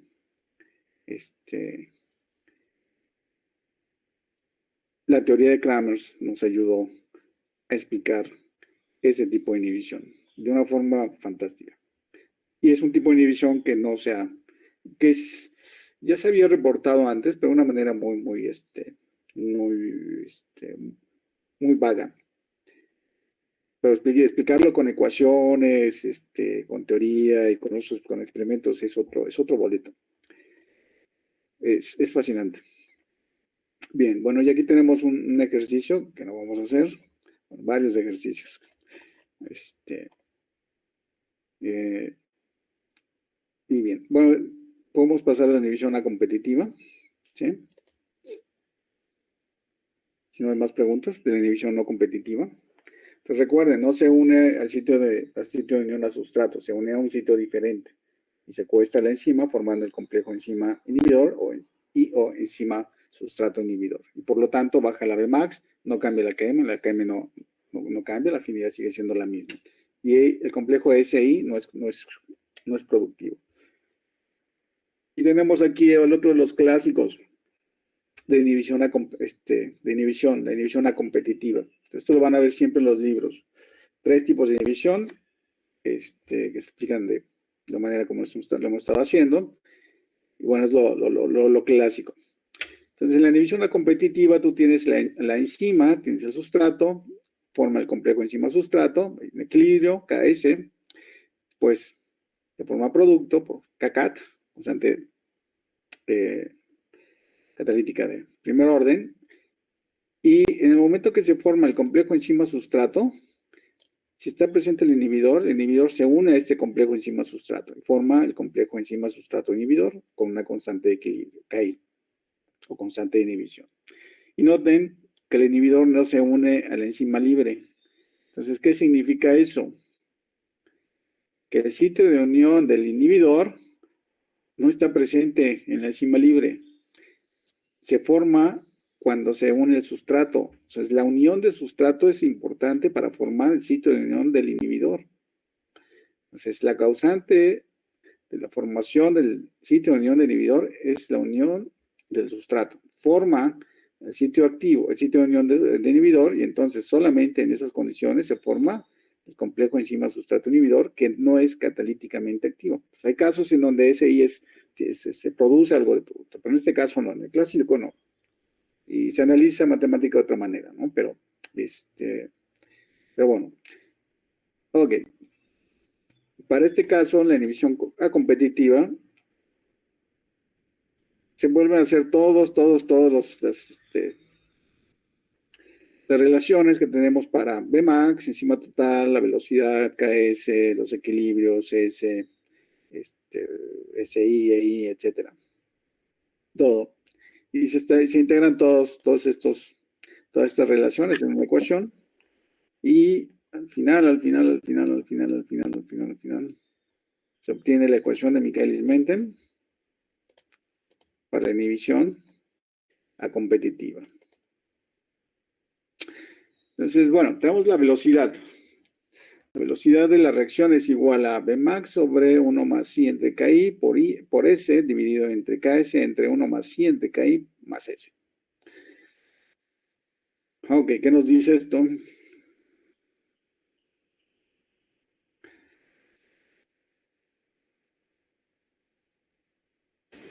Bueno, ahora que la Bmax va a ser más pequeña y también la KI, Que afecta tanto la Bmax como la KS. O KM, sí. Entonces, bueno, de entrada tenemos el patrón de líneas de inhibición, o sea, la velocidad siempre va a ser menor, pero la hipérbola va a ser un poquito diferente a cuando teníamos la inhibición no competitiva. Y esto, desde luego, ya se vuelve un poquito más complejo. Bueno, puedes decir aquí de una manera fácil qué tipo de inhibición es. Entonces, para saber qué tipo de inhibición es, necesitas la ecuación de Lineweaver-Borg. Entonces, derivas la ecuación de Lineweaver-Borg a partir de la ecuación de Michaelis-Menten y llegas a esta. Recuerden, la ecuación de Lineweaver-Borg es la ecuación de los dobles inversos. Uno sobre velocidad contra uno sobre sustrato. Es la ecuación de la recta. Sigue siendo una ecuación de la recta. Es muy importante. No cambia.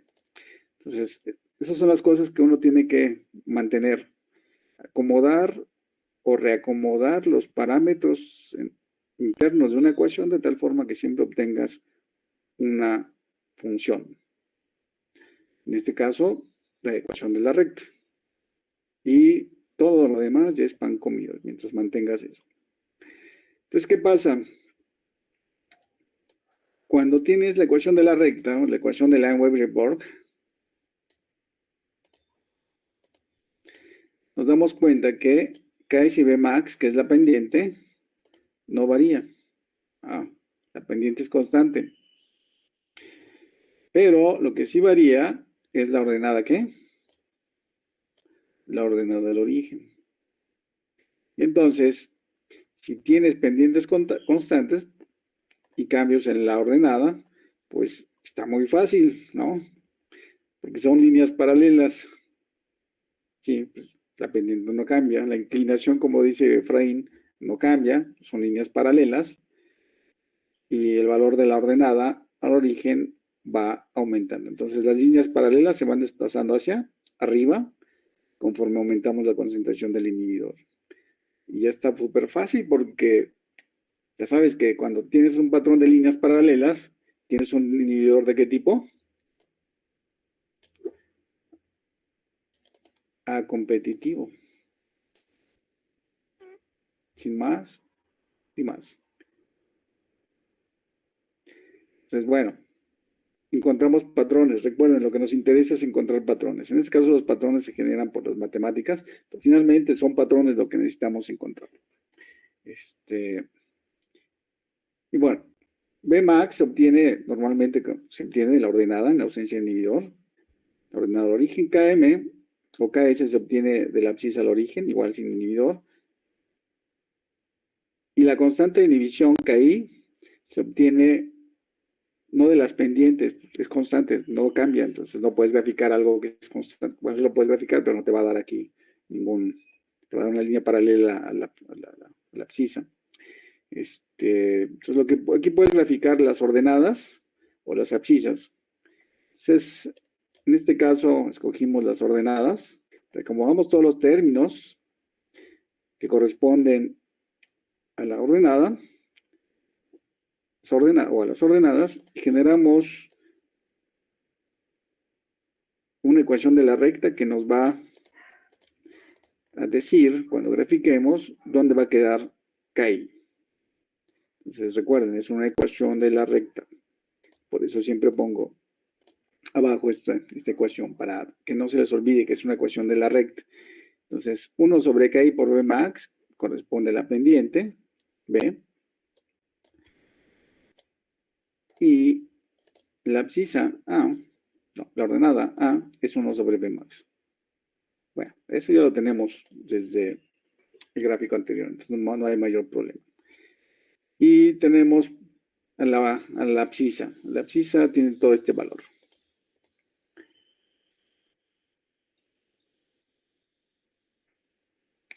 Y lo que nos da es que la abscisa es igual a ¿qué? A Ki. Si graficamos las ordenadas contra la concentración del inhibidor, la abscisa es igual a Ki. Si graficamos las abscisas contra la concentración del inhibidor, la abscisa es Ki. Así es como se calcula la constante de inhibición. Bien. Y bueno, tenemos un ejercicio. Pues recuerden que este es el método gráfico.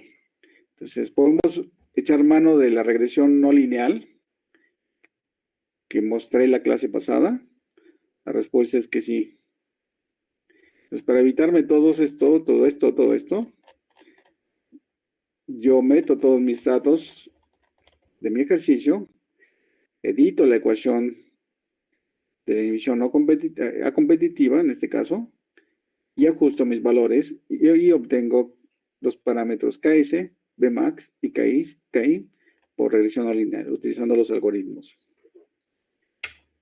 Y ¡pum! En un trancazo tengo mis parámetros cinéticos. No siempre es tan fácil porque a veces depende, o más bien siempre va a depender de la calidad de los datos experimentales. Recuerden, mientras mejores datos experimentales tengan, mucho mejor, porque de ello depende el ajuste que tengan por regresión no lineal.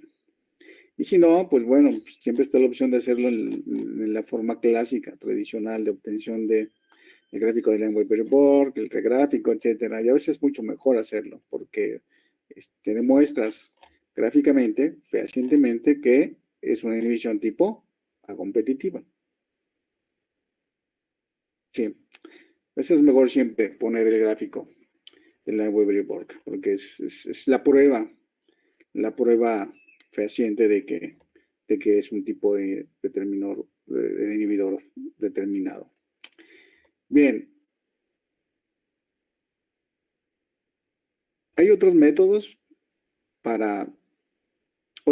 gráficos para analizar las velocidades de una reacción enzimática. Pues, la respuesta es que sí, hay varios más. Les voy a presentar algunos. Por ejemplo, tenemos el de Hedy-Hofstee. O sea, además de los de Lenz-Weber-Borg, ¿ok? Tenemos Hedy-Hofstee. Tenemos, este es el patrón de gráficos, de líneas para inhibición competitiva. Tenemos Haynes. Tenemos el gráfico de Haynes. Entonces, recuerden, Lenz-Weber-Borg, Hedy-Hofstee, Haynes. Tenemos Scatchard, que este es mucho más famoso. El gráfico de Scatchard. Hedy-Hofstee, Haynes, Scatchard. Y tenemos el gráfico de Dickson. Haynes, Hedy-Hofstee, Scatchard, Dickson.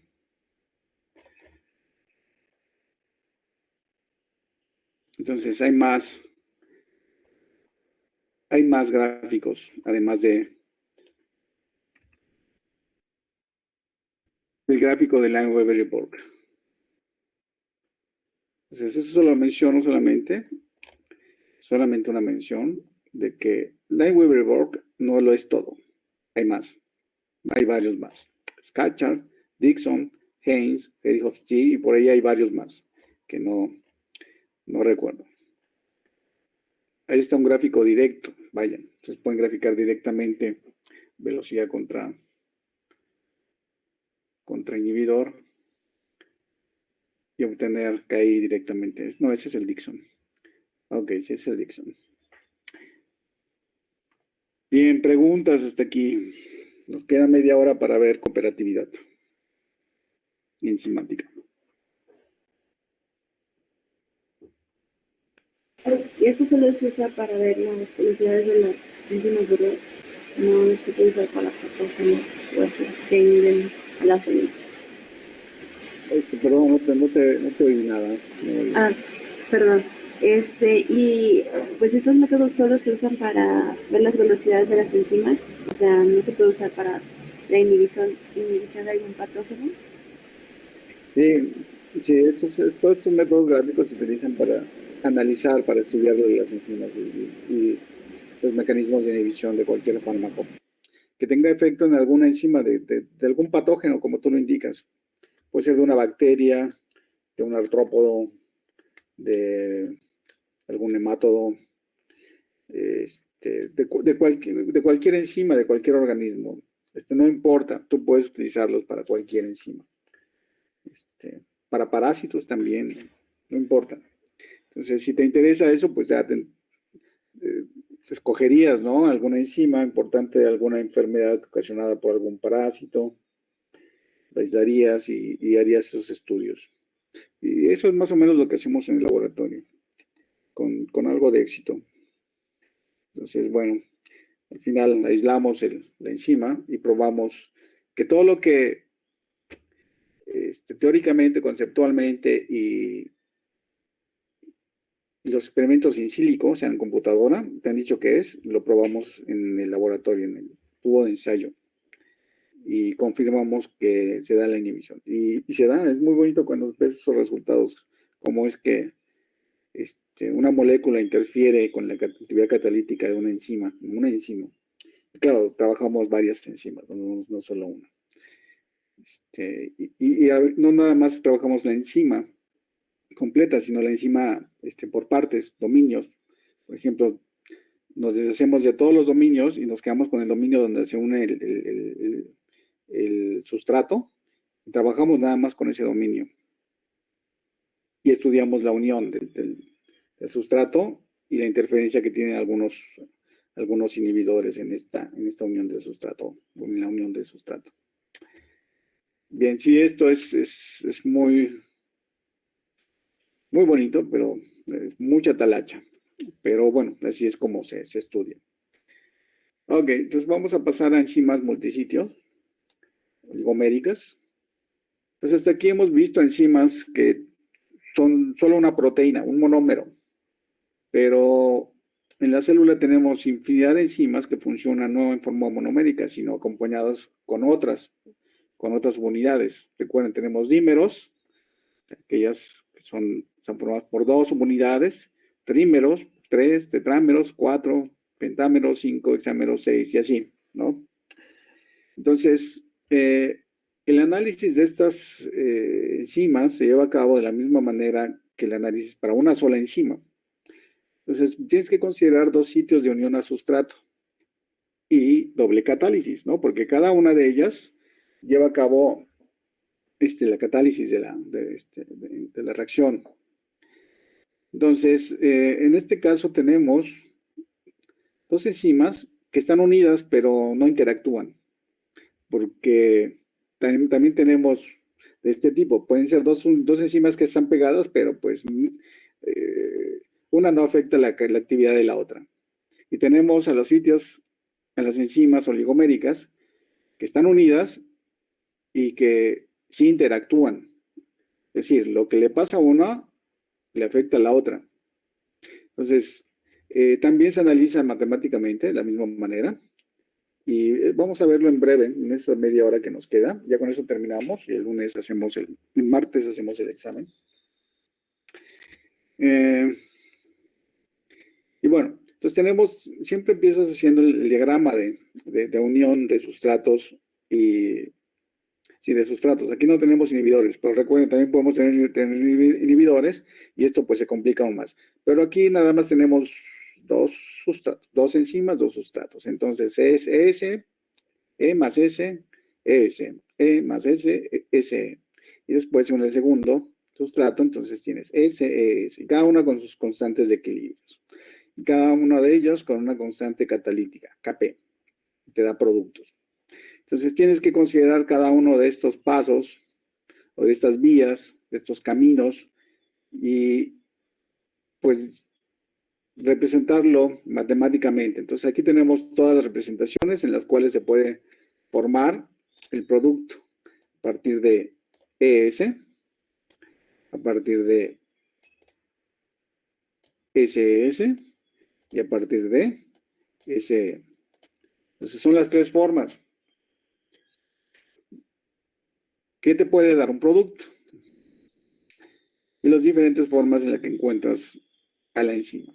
Enzima libre, enzima sustrato, enzima con los 2 sustratos y enzima con un sustrato del otro lado. Y bueno, ese es todo el procedimiento de derivación de la ecuación. Y terminas con la ecuación de Michaelis-Menten. Entonces, terminas con esta ecuación.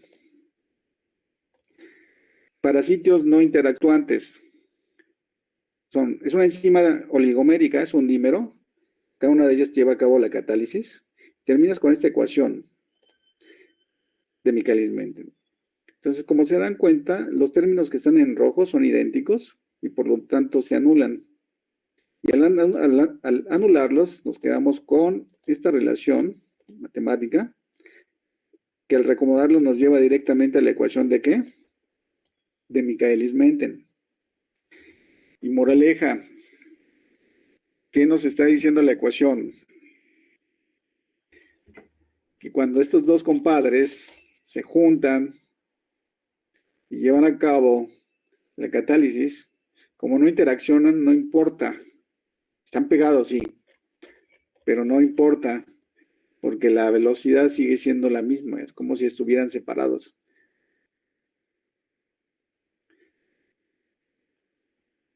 ¿De acuerdo? Entonces, tú puedes tener ahora un tetrámero, o un trímero, un pentámero, un hexámero, pero si no interactúan y haces todo este procedimiento matemático, siempre vas a llegar a una ecuación similar a este, que al recomodarlo, eliminar términos comunes, vas a llegar a la ecuación de Michaelis-Menten, a la clásica ecuación de Michaelis-Menten.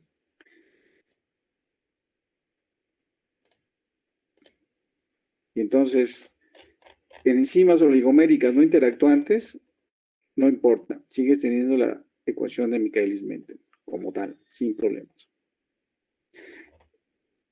Solamente cambia cuando hay interacción, cuando hay una interacción estructural. Y entonces aquí vamos a tener las enzimas cooperativas. Y recuerden, las enzimas cooperativas son aquellas que ¿qué? Que cambian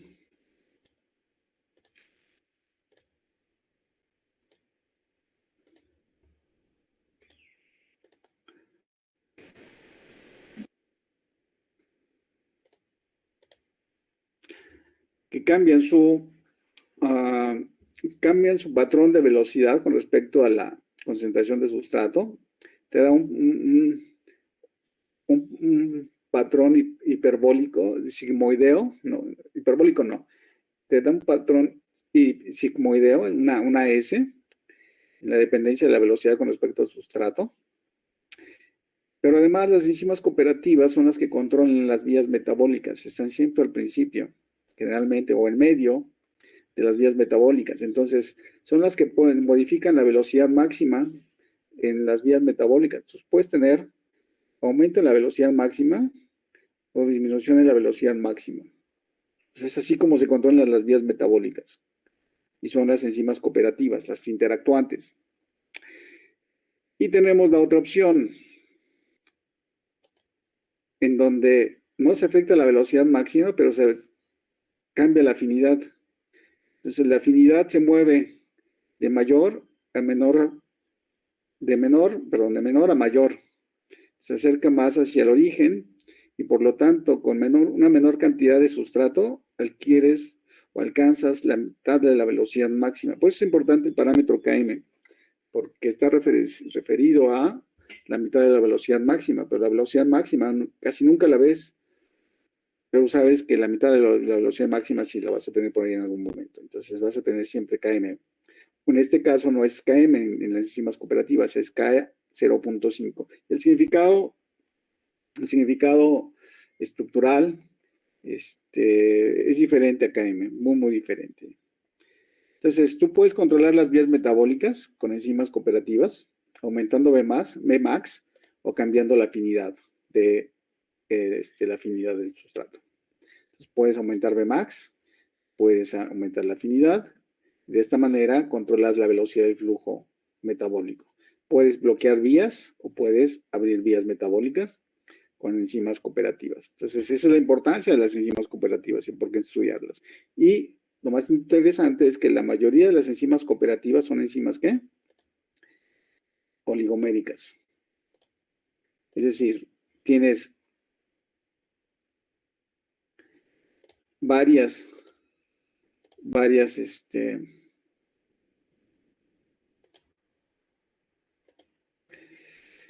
varias subunidades.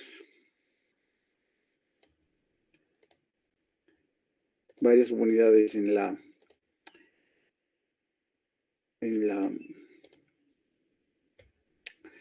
enzima. Perdón, es que no sé qué quería regresar a pasar esto. Entonces, las enzimas cooperativas generalmente son enzimas multisitio. Son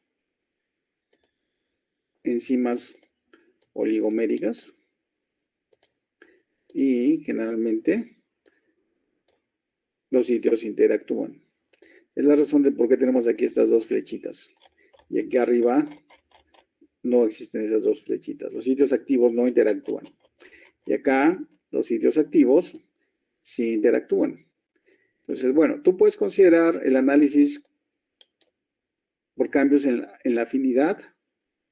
Entonces serían enzimas cooperativas tipo K. O bien puedes considerar por cambios en la velocidad máxima. En ese caso serían B. Pero el análisis que estamos haciendo aquí, lo que hicimos aquí, no es para B, sino es para acá, donde se afecta la afinidad. Ok, entonces aquí no se afecta la Bmax, pero se puede afectar, recuerden. Entonces lo que hacemos es que la afinidad, como dije, se modifica. Entonces matemáticamente debe tener un factor que está modificando eso, que es el Ks. Entonces le pones un factor que es alfa y ese es el factor que cambia la afinidad. Se lo hace más afín o más o menos afín, dependiendo de. Entonces, ahora sí, desarrollas toda la parte matemática considerando ahora este factor alfa, vector afinidad, y desarrollas toda la matemática y llegas a esta ecuación. Esta ecuación que se parece un poquito a la de Michaelis-Menten y que puedes recomodar finalmente a la ecuación de Michaelis-Menten. ¿Y qué es lo que tenemos aquí? Es la ecuación de Michaelis-Menten, pero tenemos que velocidad es igual a Vmax por S al cuadrado. Entonces, de entrada, sustrato está al cuadrado. En el denominador, así como en el numerador. Está al cuadrado. Tenemos un factor que está afectando la afinidad, que es alfa. Ks se mantiene y tenemos que al final está al cuadrado. Entonces, este es un dímero, una enzima cooperativa con sitios interactuantes. Este análisis se hace de acuerdo al modelo de Adair-Pauling, porque así como tenemos Lineweaver-Borg, Michaelis-Menten, para las enzimas cooperativas tenemos varios modelos. Entonces, este es el modelo de Adair-Pauling para el análisis de la cinética cooperativa y las enzimas. Pero bueno, se les va a olvidar los nombres, no hay problema. Lo que importa es que encuentren aquí algo que les llame la atención. Lo que llama la atención es que hay términos que se elevan al cuadrado, ¿no? Entonces ya podemos empezar a decir cosas. Entonces es la ecuación de velocidad, el modelo de Adair-Pauling, en donde se considera solamente los sitios interactuantes, Ks, lo que se afecta, y es un dímero. Y así como podemos hacer dímeros, bueno, hacer el análisis para dímeros interactuantes, pues puedo hacerlo para tetrámeros, o para trímeros, o para pentámeros, o para hexámeros. Entonces, esta es una enzima tetramérica con 4 sitios activos, catalíticos, interactuantes, con comunicación estructural, con un modelo de Adair-Pauling. Qué bonito. Y entonces, en el diagrama, yo tengo mis 4 subunidades, mis 4 monómeros, y tengo todas las flechitas que indican que los sitios están interactuando con el que está al lado, arriba, con el que está al lado y con el que está del otro lado. todos contra todos, están interactuando. Y el análisis se complica un poquito, solo un poquito. Entonces aquí nada más pongo una parte del análisis, del diagrama general de interacciones.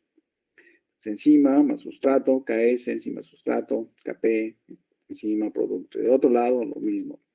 Enzima más sustrato, KS, sustrato, enzima más S, ES2, alfa KS, KP, E más P, alfa cuadrada, B, KS, ES3, KP, E más P, según el siguiente sustrato, S, S4, KP, EP, alfa al cubo, B al cubo, cuadrado, C, tenemos otra interacción por KS. Entonces noten cómo se va afectando KS conforme se van uniendo los sustratos. Primero alfa KS, después alfa cuadrada B KS y después alfa al cubo B cuadrada C KS. Entonces, bueno, ahí está. Y se tienen que colocar todas las interacciones posibles, ¿no? Todas las combinaciones. Y nosotros avanzamos con la matemática, que no vamos a escribir aquí. En un curso de cinética enzimática básica, sí analizamos esto, pero esto no es un curso de cinética enzimática básica. Finalmente llegamos a esta ecuación para un tetrámero. ¿Y qué es lo que encontramos? Pues bueno, podemos reacomodarlo para obtener la ecuación de Michaelis-Menten. Pum, tenemos los sitios interactuantes. A3, al cubo, B al cuadrado, C, KS, y tenemos que está elevado a la cuarta. Y lo mismo con el sustrato. Está elevado a la cuarta. Está elevado a la cuarta. Y esta sería la ecuación de Dirac-Paulin para un tetrámero con sitios interactuantes. Y así como podemos tener para tetrámero, podemos tenerlo para el trímero, para el pentámero, hexámero, heptámero, docámero, octámero, nonámero, bla, bla, bla, bla. Y bueno, ustedes dirán, pues qué pesado, y tienen razón, ¿verdad? ¿Sí o no? Sí, es un poco pesado. Es un poco pesado. Pues bueno, como les dije, la idea es hacerlo fácil. Bueno, esto es Dirac-Paulin. Entonces, con Dirac-Paulin ustedes pueden hacer todo esto. Nada más le cambian el número de subunidades en el oligómero. Pues antes de Paulin, Hill desarrolló una ecuación empírica, así nomás, literalmente, se lo sacó de la manga. Entonces, lo siento por Hill, pero bueno, así fue.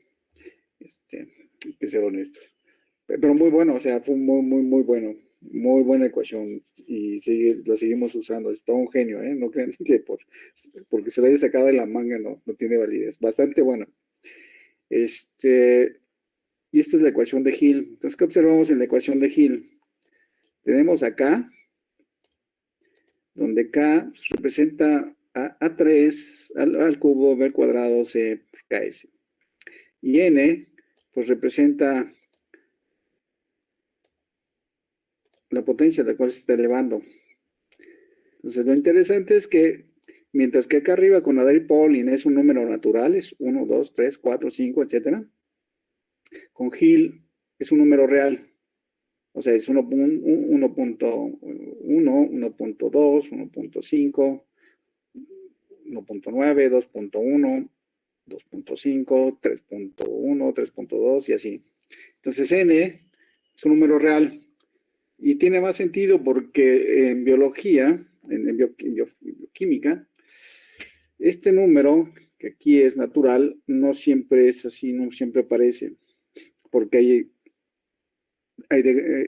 las interacciones no es sí o no, sino es sí y no, o hay degradados, hay grados de interacción.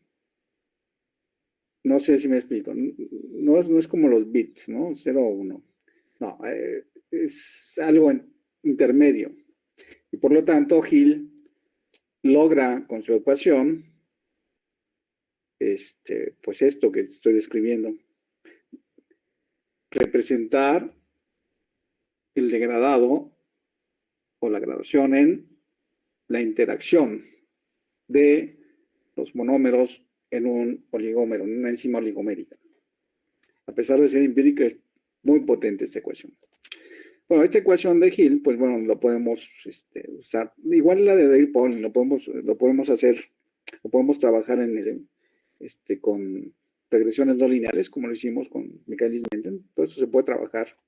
Lleva algo de tiempo hacerlo, pero se puede. La parte interesante de cuando ya estás vinculando los softwares, los algoritmos con ecuaciones que anteriormente se hacía todo en papel, como lo están haciendo ustedes, lo hicieron ustedes en sus ejercicios, lo puedes hacer todo más fácil con las computadoras. Entonces, esta es la ecuación de Hill. Y esta es una ecuación muy, muy poderosa. Entonces, K no significa afinidad, significa otra cosa.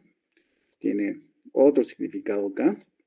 N es el número de Hill. N es el número de Hill e indica el grado de cooperatividad de una enzima. Es el grado de cooperatividad de una enzima. Y como dice aquí, N no es un número natural necesariamente, sino es un número real. Y cuando analizan las enzimas cooperativas, pues bueno, siempre tienes que asumir que va a tener el menor valor de N, que sería... Además, hay cooperatividad, para hacerlo más complicado, hay cooperatividad positiva, es decir, donde N es mayor a 1, y tenemos cooperatividad negativa, donde N es menor a 1. Pero eso es otro boleto, de eso ya no más se los cuento. Existe la cooperatividad negativa. Entonces, en la cooperatividad negativa, a menor concentración de sustrato, mayor velocidad, de mayor concentración de sustrato, menor velocidad. Ok, y así se analiza la cooperatividad negativa. Pero la cooperatividad positiva es al revés. Y es sigmoidea, el patrón que te da. Y bueno, eso es lo que tenemos. La ecuación de Hill. Y tenemos la ecuación de logarítmica de Hill, que ustedes van a encontrar en los libros. Esta es la ecuación logarítmica de Hill. Y en la ecuación logarítmica de Hill, ustedes tienen la relación de velocidad entre Bmax menos velocidad es igual a n, el número de Hill, por el logaritmo de la concentración de sustrato menos el logaritmo de K. Qué bonita ecuación. N es la pendiente. Entonces, N, que es la pendiente, si analizamos aquí en estos ejemplos de gráficos de unión de oxígeno a la hemoglobina, y todos sabemos que la hemoglobina es un tetrámero que presenta cooperatividad por unión del oxígeno. Entonces, tenemos otra proteína que es la mioglobina, está presente en los músculos, y un oxígeno también, pero es un monómero, no es un tetrámero. Y aquí tenemos en el lado derecho, bueno, en ambos, la transición de la enzima cooperativa, o más bien la proteína cooperativa, la hemoglobina. Vemos cómo pasa de un sitio a 4 sitios. Entonces, la transición, que sería la pendiente, que en el primer gráfico está con una línea azul, y en el segundo tenemos una línea punteada, y en medio tenemos a la mioglobina, ¿sí lo ven? La mioglobina es un monómero, un oxígeno. Entonces, aquí no hay transición en lo absoluto, no hay cooperatividad, la unión es hiperbólica, micheliana. Mientras que en la hemoglobina la unión es cooperativa, sigmoidea, se puede analizar con la ecuación de Hill.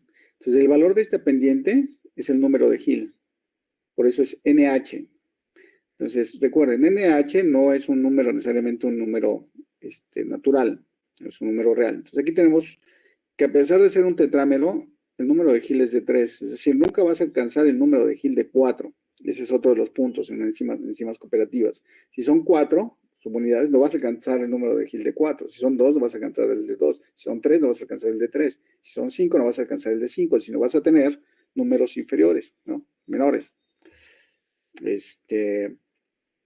Y claro, si tomas en cuenta los pendientes de hemoglobina en su estado de alta afinidad y en el de baja afinidad, pues vas a tener una pendiente de 1. Pero en la transición vas a tener una pendiente que va a corresponder al número de Hill en la ecuación de Hill. Y es así como se calcula el número de Hill en una enzima cooperativa, aplicando la ecuación logarítmica de Hill. El problema es que siempre vas a tener que calcular antes, de alguna manera, la velocidad máxima. Y eso, pues es un rollo, ¿no? Se lo voy a explicar aquí porque es muy complicado. Pero tú necesitas calcular esta Vmax de otra manera. Y después aplicas esta relación de velocidad entre Vmax menos V, le sacas el logaritmo y lo graficas contra el logaritmo de la concentración de sustrato. Que en este caso en hemoglobina es el logaritmo de la concentración de oxígeno. Y bueno, esa es la forma como se analizaría una enzima cooperativa con la ecuación de Hill y el gráfico y la ecuación logarítmica de Hill. Pero no lo es todo. En cooperatividad hay varios modelos. Y el último modelo que se generó hace como 50 años es el de Monod, Wyman y Changó, para hacerlo aún más difícil. Este modelo de Monod, Wyman y Changó es uno de los mejores modelos que se han desarrollado para la cooperatividad enzimática. La utilidad es un poco cuestionable, se utiliza más la ecuación de Hill, pero el modelo de Monod, Wyman y Changó es uno de los mejores modelos que explican la cooperatividad. Entonces, brevemente, lo que indica el modelo de cooperatividad de Monod, Wyman y Changó es que tienes dos estados, un estado tenso, tau, y un estado relajado, ambos en equilibrio, en donde prevalece uno, desde luego, el estado tenso, pero el estado relajado, que está en círculos vacíos, es el estado con mayor actividad, con mayor poder catalítico. De tal forma que cuando se une el primer sustrato, el equilibrio cambia hacia la forma relajada. Entonces aumenta ligeramente la velocidad. Cuando se une el segundo sustrato, cambia el equilibrio más hacia la forma relajada. Y cuando se une el último sustrato, toda la enzima está en la forma relajada. Por eso es que poco a poco vamos viendo cómo aparece S con verde, en verde, y S en cuadritos rojos, en términos de equilibrios, pues desaparecen. Y en medio tenemos las flechitas que nos indican hacia dónde se va el equilibrio. Entonces, al final, la flecha que nos indica que todo se va hacia ese relajado. Y tenemos otros parámetros que nos dice la relación entre el estado tenso y el estado relajado. Nos dice las afinidades en el estado tenso, KT, las afinidades en el estado relajado, y nos dan también la comparación entre las de afinidades entre estado tenso y estado relajado. Por ejemplo, C, el parámetro C es igual a el cociente de la afinidad en estado relajado dividido entre la afinidad en estado tenso. Y el parámetro alfa te relaciona la concentración del sustrato dividido entre la afinidad del estado relajado. Y tenemos la ecuación de Monod, Wyman y Changó, que sería esta. Entonces, este modelo de ecuación de Monod, Wyman y Changó explica muy bien la unión del oxígeno a la hemoglobina, perfectamente bien. Por eso es un modelo que se ha mantenido durante 50 años. Ahora, si analizan la ecuación de Monod, Wyman y Changó, se darán cuenta que es muy diferente a la ecuación de Michaelis-Menten, pero tiene ciertas similitudes. Entonces, esta ecuación de Monod, Wyman y Changó también se puede editar en el software que les comenté, en el Origin, y generar patrones de líneas sigmoideas que van a cambiar el grado de sigmoidicidad, Vmax, afinidad, etcétera, conforme ustedes vayan cambiando los parámetros. Entonces, modelar esta ecuación en el software y ver cómo salen las líneas, ese es otro boleto. Es muy bonito. Pero no lo vamos a hacer porque nada más nos queda 2 minutos para esta clase. Y terminamos con el modelo de Monod, Wyman y Chang'e. Y bueno, aquí hay un ejercicio de hemoglobina de pollos del Tíbet con pollos del Tíbet. Son de poblaciones que están a cierta altura en el Tíbet. Entonces, la gente, así como los animales, tienen que tener ciertas características que les permitan vivir en condiciones de muy bajos niveles de oxígeno. Entonces, sus hemoglobinas tienen que tener ciertas particularidades que le permitan unir mejor o más al oxígeno en condiciones de bajo oxígeno. Y bueno, este es un ejercicio que se cae de un artículo donde estudiaban las hemoglobinas de pollos del Tíbet y los comparaban con pollos del nivel del mar. Bueno. ¿Preguntas?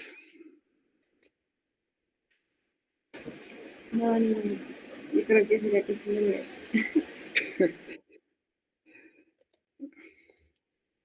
Complicado, ¿verdad?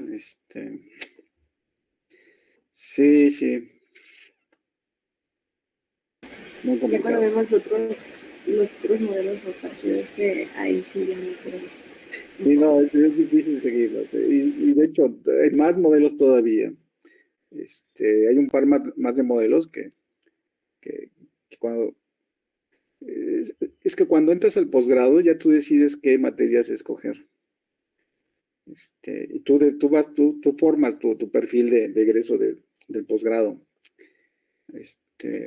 Y donde yo estuve, entonces, se organizaba todas mis materias de tal forma que lo iba llevando hacia cierto perfil.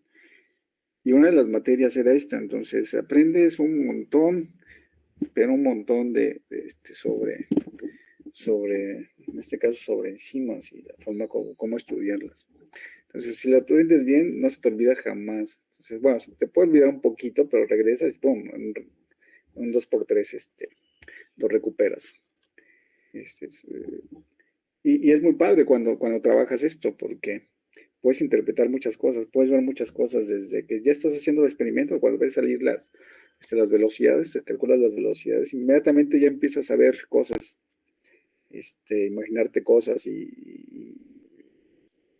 plantearte muchas otras cosas. Ya estás pensando en el siguiente paso. Pero, como les digo, eso ya es especialización. Ustedes ya escogerán en algún momento en qué especializarse. Por el momento ustedes, bueno, al menos ya saben que existe esto, que es el objetivo. Saben que existe, que hay diferentes formas de análisis, diferentes modelos, diferentes ecuaciones, y que, bueno, se puede analizar con, pues es pura matemática. Ya llegamos a un punto en donde ya no describes el fenómeno en términos de puras palabras, ¿no? Sino lo describes ya con matemáticas y entiendes lo que significa cada parámetro y los valores de estos parámetros, si suben, si bajan, etcétera, y la relación con otros parámetros. Entonces te da mucha idea de cómo es que está funcionando el sistema, en este caso, las enzimas en un determinado momento del metabolismo celular en los tejidos. Bien, entonces aquí terminamos, si no hay más preguntas. El examen sería el martes y después empezaríamos con carbohidratos, continuaríamos con lípidos y terminaríamos con la primera vía metabólica, que es la glicólisis. Entonces espero que eso nos lleve no más de 3 semanas. Y haríamos el tercer examen. Bien. ¿Preguntas, comentarios, quejas?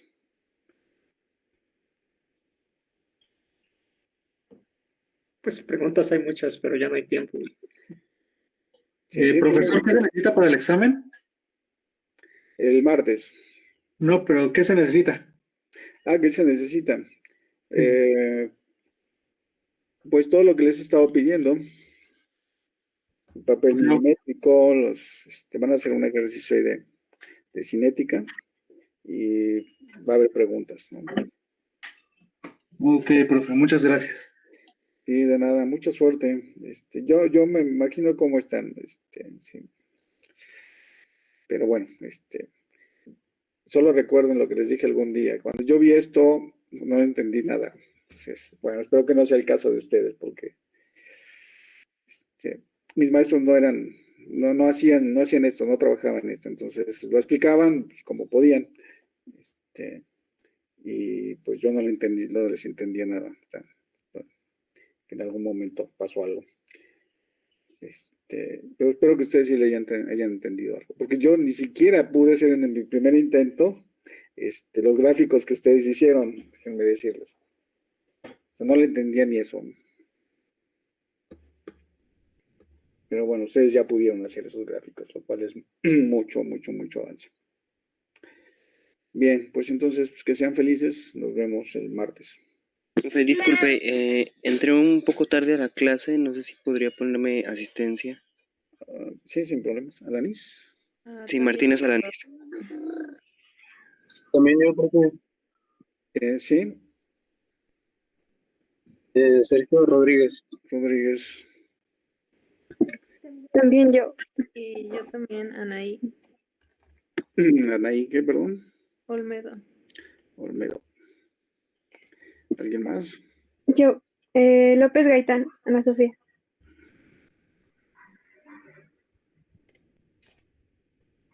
López Gaitán, bien.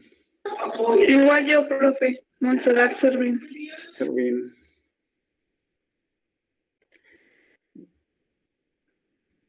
Bien, ok, entonces nos vemos el martes para el examen. Ah, yo también, Hasta el profe. martes, profe, gracias. Sí, Gracias. Gracias, profe. hasta luego.